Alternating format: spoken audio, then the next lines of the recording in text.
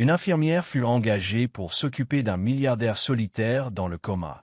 Son fils la détestait jusqu'au jour où, partie 1, la première étape, le manoir Carter se dressait silencieusement au sommet d'une colline enneigée, entourée d'arbres dénudés, en plein hiver rigoureux.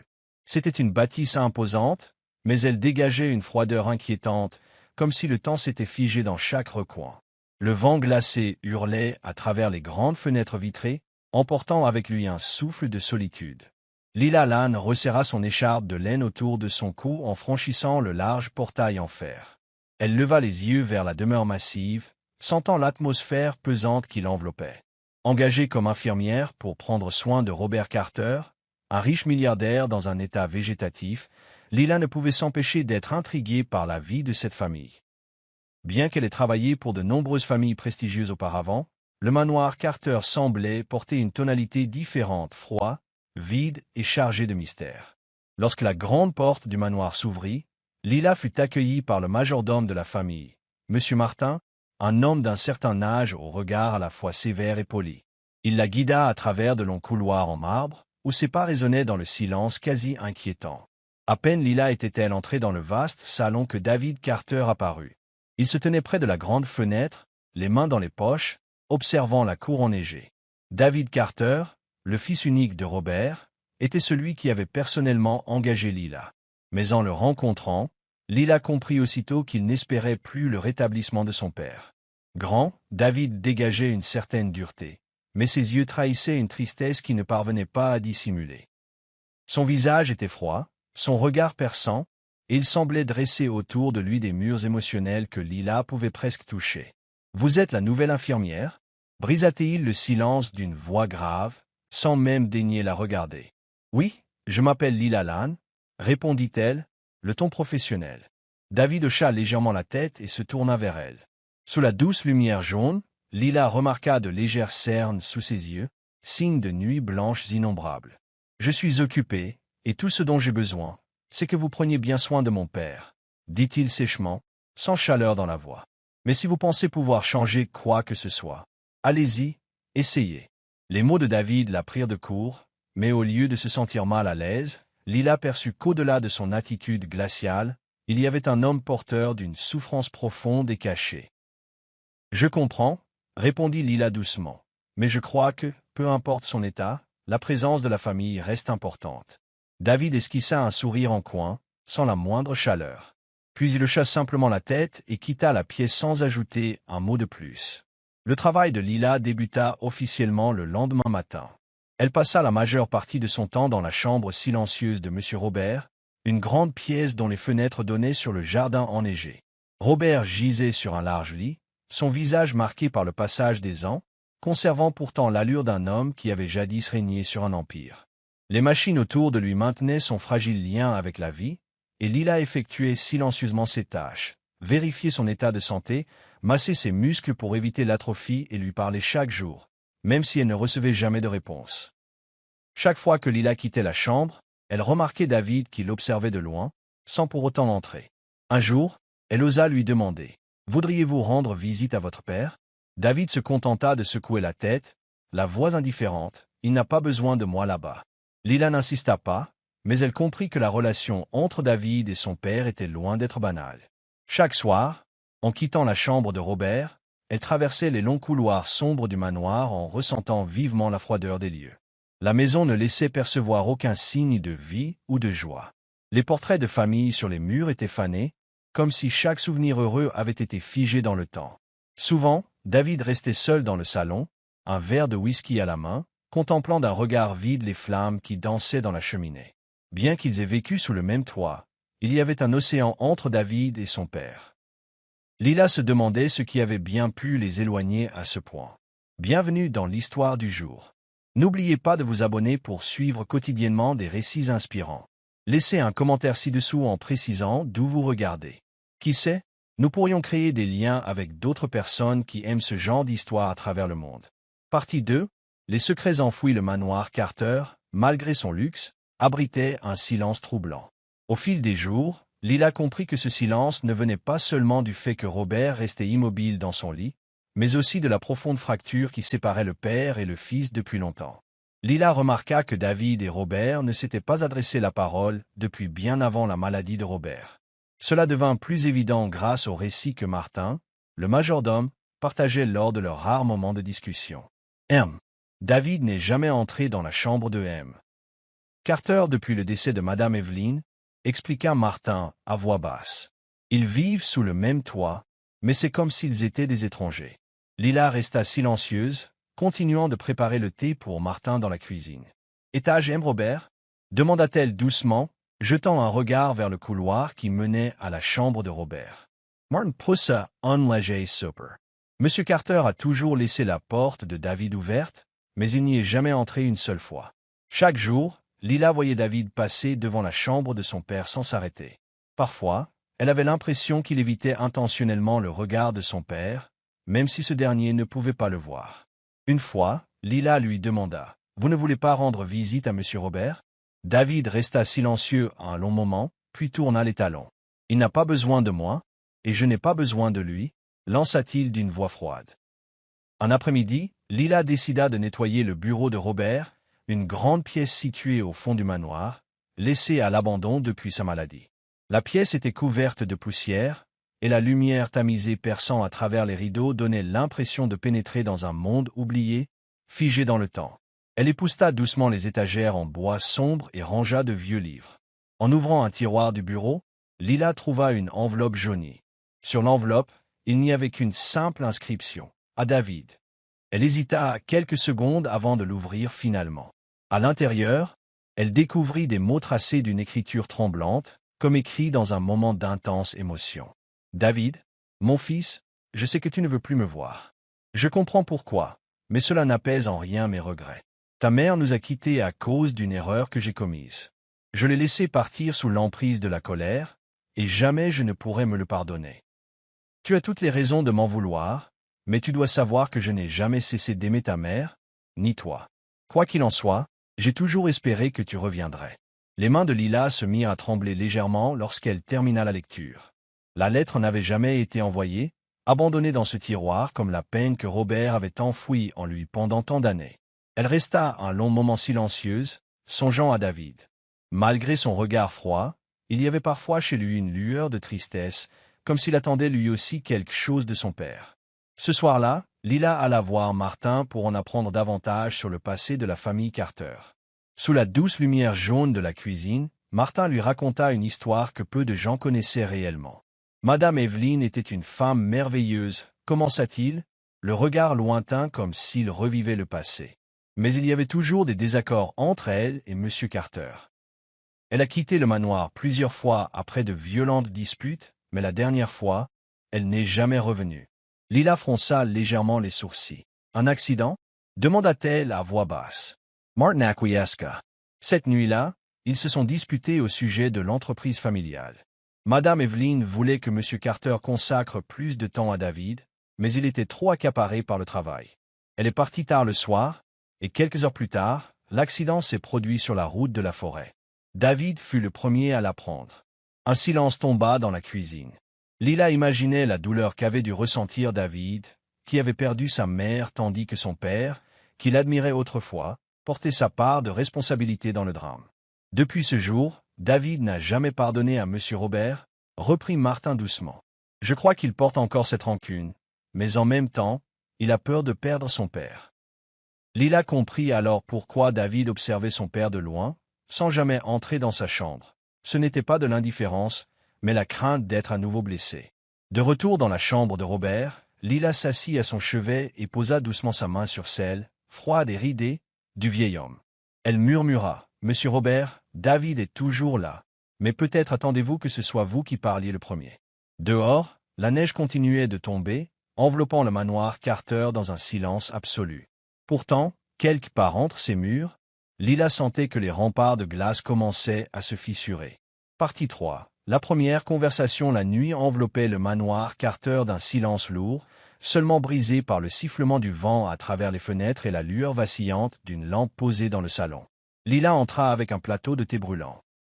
Elle savait que David passait souvent ses soirées seul à cet endroit, le regard perdu dans les flammes, comme s'il revivait un souvenir qui refusait de s'éteindre. « Accepteriez-vous que je reste un moment avec vous » demanda-t-elle en déposant le plateau sur la table. David leva les yeux vers elle, un éclat de surprise traversant son regard, mais il ne refusa pas. Il hocha légèrement la tête, et Lila s'assit en face de lui, versant avec soin le thé dans 2 tasses blanches en porcelaine. Le silence s'éternisa. Lila sentait que David était sur la défensive, mais elle ne se pressa pas. « Avez-vous déjà pensé que M. Robert vous attend peut-être toujours ?» demanda-t-elle, rompant finalement le calme. David la fixa longuement, et dans ses yeux sombres, elle percevait une tristesse profonde. « Mon père a pris des décisions, et ma mère en a payé le prix, » répondit-il d'une voix rauque. Les paroles de David confirmaient tout ce que Lila avait appris de Martin et lu dans l'ancienne lettre de Robert. Mais elle savait que ce n'était pas le moment de le contredire ou de le juger. David fit tourner la tasse de thé entre ses doigts, le regard fixé sur la fumée qui s'échappait, comme si ce mouvement lui permettait de parler plus facilement. « Autrefois, j'admirais énormément mon père, » reprit-il à mi-voix, presque dans un murmure. « Enfant, je pensais que rien ne pouvait l'ébranler. C'était l'homme le plus fort du monde à mes yeux. Mais après la mort de ma mère, tout a changé. » Il s'arrêta, prit une inspiration profonde avant de continuer. « Cette nuit-là, ma mère pleurait. Elle voulait que mon père arrête, qu'il passe plus de temps avec nous. Mais il lui a dit qu'elle exagérait. Ils se sont disputés, fort. Au final, elle est partie, et sur cette route de la forêt, la voix de David s'étrangla, comme si les mots refusaient de sortir. Lila vit sa main se crisper autour de la tasse, se retenant de s'effondrer. L'accident est arrivé, elle est partie, et mon père. Il ne s'est pas effondré comme je le pensais. Il a juste continué à vivre, à travailler, comme si de rien n'était. Lila resta silenciosa. Laissant David s'exprimer librement. C'était probablement la première fois qu'il se confiait ainsi, chaque mot révélant les plaies qu'il cachait depuis tant d'années. C'est lui qui l'a poussé à prendre cette route, il a choisi sa carrière au lieu de sa famille. Comment lui pardonner ça? Demanda David, relevant vers Lila un regard en quête de réponse. Lila prit une profonde inspiration, choisissant ses mots avec précaution. Vous savez, je ne pense pas que votre père n'ait pas souffert. Je ne crois pas non plus qu'il ait continué à vivre comme si rien ne s'était passé. Peut-être qu'il ne savait simplement pas comment exprimer sa douleur, ou peut-être avait-il peur que s'il s'arrêtait, il ne puisse plus jamais se relever. David ne répondit rien, ses yeux retournant à la tasse dans ses mains. La lettre que j'ai trouvée, poursuivit Lila, la voix légèrement tremblante, il l'a écrite pour vous, mais il ne vous l'a jamais envoyée. Je suis persuadé qu'il souhaite s'excuser depuis longtemps, mais il n'a jamais trouvé le courage de le faire. David garda le silence encore un long moment, sa respiration se calmant progressivement. Et si, un jour, M. Robert se réveille et qu'il veut vous dire qu'il est désolé? Demanda Lila, le regard plein de sincérité. Allez-vous attendre ce jour, ou bien laisser passer cette chance? David secoua faiblement la tête, comme pour chasser cette idée, mais il ne répondit pas. Lila sentait qu'elle avait touché quelque chose de profondément enfoui en lui. Enfin, David relâcha doucement sa prise et posa la tasse, s'appuyant contre le dossier du fauteuil. Il ne regardait pas Lila, mais ses mots, à peine audibles, pesaient lourd. Peut-être ai-je besoin de temps pour y réfléchir. Lila sourit avec douceur. Elle ne cherchait pas de réponse immédiate, seulement la certitude qu'après tant d'années, David était disposé à affronter ses émotions. Dehors, la lueur de la lune filtrait à travers la fenêtre, enveloppant le salon d'une clarté apaisante. Lentement, la barrière séparant David et son père commençait à s'effriter. Partie 4, la lumière au cœur des ténèbres le lendemain matin, le manoir Carter baignait dans une brume hivernale. Lila rangeait du matériel médical dans la chambre de Robert lorsque la porte s'ouvrit doucement. David se tenait là, silencieux, l'hésitation peinte sur son visage. Son regard oscillait entre l'envie de rester et celle de faire demi-tour. Pourtant, comme poussé par une force intérieure, David avança et s'approcha lentement du lit de son père. Lila resta en retrait, assez loin pour ne pas troubler cet instant rare. David considéra Robert, ce père qu'il n'avait pas affronté depuis des années. Les rides de Robert paraissaient plus profondes à la lumière blafarde du matin. Les machines jouxtant son lit émettaient un bip régulier, comme un fil fragile reliant Robert à la vie. David ne dit rien. Il baissa la tête et posa sa main sur celle, froide et ridée, de son père. Un geste discret, mais chargé d'émotion. Robert ne réagit pas, mais Lila remarqua que David resta de longues minutes ainsi, les paupières closes, comme s'il combattait un torrent d'émotions. Lorsqu'il sortit de la chambre, son regard croisa celui de Lila, qui lui adressa un sourire empreint de compréhension. « Merci d'avoir fait ça, » dit-elle doucement. David se contenta de hocher la tête, sans prononcer un mot. Mais Lila sentait que ce silence n'était plus aussi glacial qu'auparavant. À partir de ce jour, David commença à passer plus de temps auprès de son père. D'abord, il se contenta de rester dans la chambre, lisant en silence ou observant Robert. Puis, peu à peu, sous l'impulsion de Lila, il se mit à parler à son père, même sans obtenir de réponse. « Même s'il ne peut pas vous répondre, je suis persuadé qu'il vous entend, » dit Lila en lui tendant un livre. David se mit alors à lire à voix haute pour son père, des romans classiques que Robert aimait autrefois, des récits chargés de nostalgie.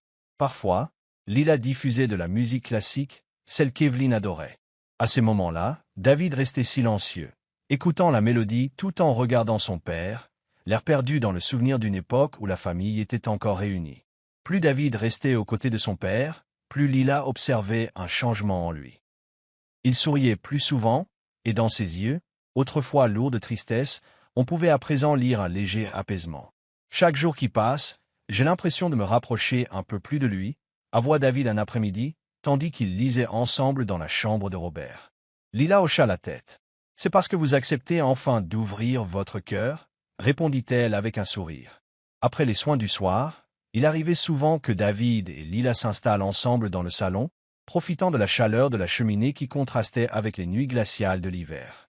Ils parlaient de tout, de la santé de Robert, de la vie, de l'enfance de David. « Ma mère était toujours ce qui nous reliait, mon père et moi, » expliqua David un soir. « Quand elle est partie, j'ai eu l'impression qu'il n'y avait plus personne pour nous maintenir ensemble. » Lila le regarda avec tendresse. « Maintenant, c'est vous qui recréez ce lien, » répondit-elle d'une voix douce. David lui rendit un sourire discret, mais sincère. Un soir, Lila attrapa un léger rhume. Elle tenta de le dissimuler, mais David remarqua vite sa fatigue. Sans un mot, il sortit de la pièce et revint avec une tasse de thé au gingembre et un médicament. « Vous devriez vous reposer, » dit-il, l'inquiétude dans la voix. Lila esquissa un sourire, en prenant la tasse. « C'est moi l'infirmière, pas la patiente. Même une infirmière a parfois besoin de soins, » répliqua David. Cette nuit-là, Lila s'éveilla au milieu de la nuit pour découvrir que David s'était endormi sur la chaise près de son lit. Dans la faible lumière de la lampe, elle distingua les ombres qui se dessinaient sur son visage. Un sentiment à la fois étrange et rassurant l'envahit. Doucement, elle posa une fine couverture sur ses épaules et esquissa un sourire. À cet instant, Lila se rendit compte qu'entre elle et David, quelque chose de précieux était en train de naître, un lien forgé dans la douleur et la guérison. Le lendemain matin, alors que les rayons du soleil perçaient à travers les rideaux, David se réveilla, attiré par l'odeur du petit déjeuner qui venait de la cuisine. « Vous avez dormi dans cette chaise toute la nuit ?» le taquina Lila avec un sourire lorsqu'il entra. David se frotta la nuque, l'air légèrement embarrassé. « Je comptais rester juste un moment, mais je me suis assoupi. » Lila lui tendit une tasse de café chaud. « Merci d'être resté, » dit-elle sincèrement. David serra la tasse, son regard se plongeant dans celui de Lila. « Je crois que quelqu'un m'a rappelé que, parfois, on a tous besoin de la présence de quelqu'un, » répondit-il d'une voix douce. En cet instant, ils surent tous les deux qu'ils n'étaient plus des étrangers. Dans ce manoir autrefois plongé dans l'ombre, la lumière de la compréhension et de l'affection commençait à se répandre. Partie 5, le tournant M. Robert se réveille, le soleil hivernal venait à peine de poindre, ses rayons timides traversant les grandes fenêtres de la chambre calme de M. Robert, enveloppant l'espace d'une lueur dorée. L'atmosphère restait aussi silencieuse que d'habitude, rythmée par les bips réguliers du monite. Heure cardiaque. David était assis près du lit de son père, un livre ouvert sur ses genoux. Mais son regard s'était depuis longtemps détourné des pages. Il contemplait son père, les yeux lourds de tristesse, mais dénués de la distance qui les avait séparés durant des années. « Tu sais, papa, » commença David à mi-voix, « j'aimais écouter maman raconter vos voyages. Elle disait que tu étais l'homme le plus fort qu'elle ait jamais connu. Mais je crois que ce qui me fascinait le plus, c'était à quel point tu l'aimais. » Un léger sourire se dessina sur ses lèvres, empreint de la douleur qui persistait. « J'ai été en colère contre toi si longtemps, mais j'ai peut-être oublié que toi aussi, tu as perdu maman. » David tendit la main et saisit celle de son père, froide et inerte. Soudain, un léger tressaillement parcourut le doigt de Robert. David se figea, le cœur battant à tout rompre. Ses yeux se posèrent sur la main de son père, craignant que ce qu'il venait de voir ne soit qu'une illusion. Mais non, le doigt de Robert bougea à nouveau, plus nettement cette fois. « Lila !» appela David d'une voix vibrante d'émotion. Lila se précipita dans la pièce. Elle observa tour à tour David et Robert. « Le doigt de mon père !» murmura David, la Gauri Noé. David tenait fermement la main de son père. « Papa, tu m'entends ?»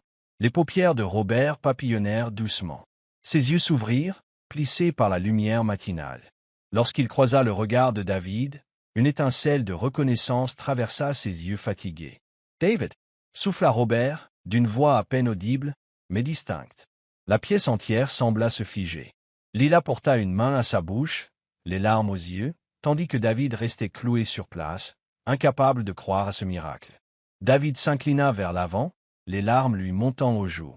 Ses doigts se refermèrent sur la main de son père comme pour le retenir de repartir dans ce long sommeil. « Je suis là, papa. Pardon. Pardon d'avoir été si longtemps absent, » articula-t-il, la voix brisée par l'émotion. La main de Robert se referma faiblement sur celle de David, fragile mais porteuse de la chaleur qu'il avait si longtemps attendue. « Je suis désolé, » souffla Robert, sa voix tremblante sous le poids des regrets accumulés. À cet instant, toutes les rançéures, les distances et les années de douleur semblèrent se dissiper. Lila sortit discrètement, laissant le père et le fils savourer ses retrouvailles intimes.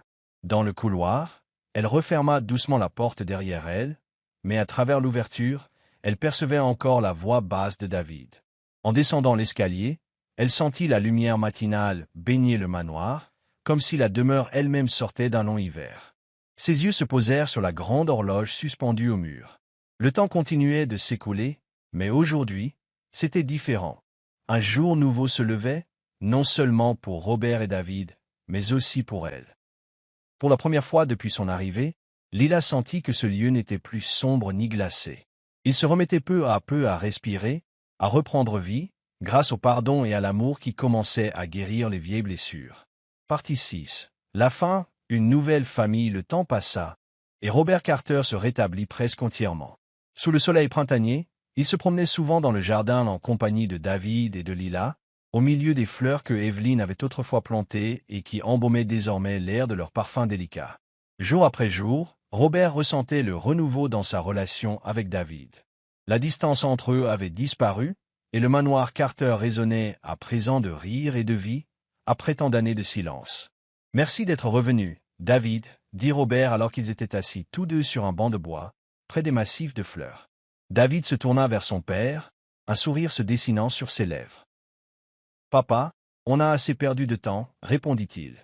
David et Lila, de leur côté, s'étaient de plus en plus rapprochés au fil des jours passés à veiller sur Robert. Les longues soirées au coin du feu, les promenades dans le jardin, tous ces moments composaient un nouvel élan d'espoir dans leur vie. Un soir d'été, David invita Lila à un dîner spécial dans le jardin du domaine. Alors que le soleil se couchait, baignant l'endroit d'une lumière romantique, il lui prit doucement la main et lui dit « Lila, tu n'as pas seulement soigné mon père, tu as aussi guéri mon cœur. Je veux que tu restes à mes côtés, pas seulement ce soir, mais pour toujours. » Lila sourit, les yeux brillants. « Je le veux aussi, David. » Un an plus tard, le jour de l'anniversaire d'Evelyn, David organisa une petite cérémonie dans le jardin qu'elle aimait tant. À la tombée de la nuit, alors que la lumière des lampions illuminait l'endroit, David s'agenouilla devant Lila, tenant une bague de famille, héritage des Carter. « Lila, tu as redonné la joie à ce manoir, et à ma vie. Veux-tu m'épouser ?» demanda David d'une voix tremblante, le regard rempli d'espoir. Émue, Lila ne trouva pas les mots. Elle se contenta d'acquiescer, les larmes aux yeux. À présent, le manoir Carter vivait dans une effervescence joyeuse en prévision du mariage de David et Lila. Le jardin resplendissait de fleurs, dont de magnifiques roses rouges, les préférées d'Evelyn, qui ornaient l'allée en pierre menant à l'hôtel, où David attendait, le regard plein d'impatience et de joie. Lorsque Lila apparut dans une robe blanche immaculée, il ne pouvait plus la quitter des yeux. Elle avança vers lui, chaque pas semblant se fondre avec la magie ambiante. Vêtu d'un costume élégant, Robert se tenait au premier rang, le regard empli de fierté et d'émotion. Lorsque David prit la main de Lila, Robert se leva doucement pour officier la cérémonie. C'est une grande bénédiction qu'aujourd'hui, je ne sois pas seulement le témoin du mariage de mon fils, déclara Robert d'une voix vibrante de chaleur et d'émotion, mais que j'accueille aussi Lila, la femme qui a apporté la lumière et la guérison dans notre famille. Il se tourna vers Lila, le regard chargé d'une profonde gratitude. Lila, merci. Merci de ne pas avoir abandonné David et de m'avoir rendu mon fils. Lila inclina la tête, trop émue pour prononcer le moindre mot. David pressa doucement sa main, lui murmurant à l'oreille. Mon père a raison. Sans toi, cette famille ne se serait jamais relevée. David glissa la bague à son doigt, et Robert essuya une larme discrète. À cet instant, on eut l'impression qu'Evelyne elle-même était présente, souriant depuis l'au-delà en voyant sa famille enfin heureuse. Après la cérémonie, tous se retrouvèrent dans le jardin pour une réception intime. Robert leva son verre, son regard se posant sur David et Lila. Ce n'est pas seulement un mariage, c'est le commencement d'une nouvelle famille, dit-il. Une famille comme Evelyne l'avait toujours rêvé. Et David, tu as trouvé celle que tu aimes vraiment. David, le bras passé autour de la taille de Lila, sourit à son père. Maman doit être fière, là où elle est. Robert acquiesça, les yeux brillants. Elle l'est, j'en suis sûr. Plus tard dans la soirée, une fois les invités partis, David et Lila s'assirent sous le vieux chêne du jardin. Les guirlandes lumineuses scintillaient autour d'eux, et dans la quiétude de la nuit, David déposa un baiser sur la main de Lila. « Bienvenue dans la famille », murmura-t-il. Lila posa sa tête contre son épaule, sentant la chaleur de l'amour et le lien profond qu'ils avaient tissé ensemble. Le pardon est la clé qui peut refermer les blessures les plus profondes. L'amour n'est pas seulement une flamme qui réchauffe le cœur, c'est une force qui permet de surmonter les pertes et de retrouver la paix. Parfois, la présence d'une seule personne peut transformer toute une famille, faisant de cicatrices de beaux souvenirs et ouvrant la porte à un nouveau chemin fait d'amour et d'espoir. Merci d'avoir suivi notre histoire. Sur une échelle de 1 à 10, quelle note lui attribueriez-vous? Nous serions ravis d'avoir votre avis. Vos retours comptent beaucoup pour nous. N'oubliez pas de vous abonner à notre chaîne, de liker et de partager cette histoire autour de vous.